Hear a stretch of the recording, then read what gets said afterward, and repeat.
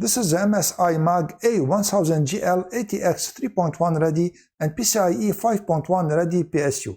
Let's open the box.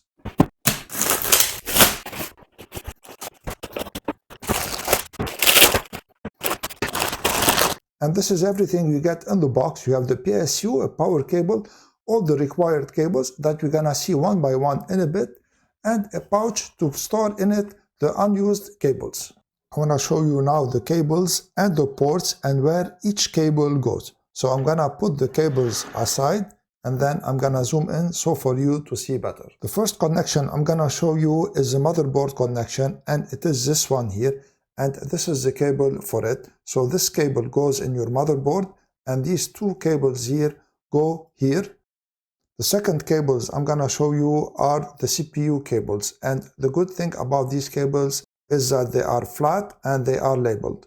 So you have two CPU cables in case your CPU is powerful and needs two connections. So where the cable is labeled CPU, it goes into the motherboard where it is labeled CPU, and the other ends here will go into the CPU and PCIe ports here, either this one or this one.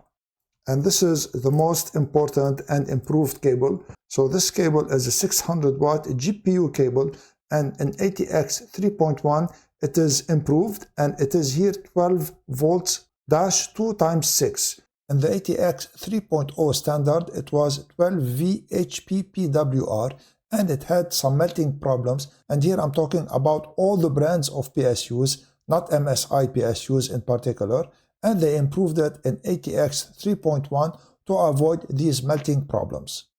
So this one goes here, and the other end goes into your NVIDIA GPU that takes this kind of connection like the RTX 50 series. Now you have two PCI cables in case you're using a GPU or any other device that uses still this kind of connection. So it is also labeled, and where it is labeled, it goes into the device that is in your motherboard, and the end that is not labeled goes into any connection that is labeled CPU and PCIe here.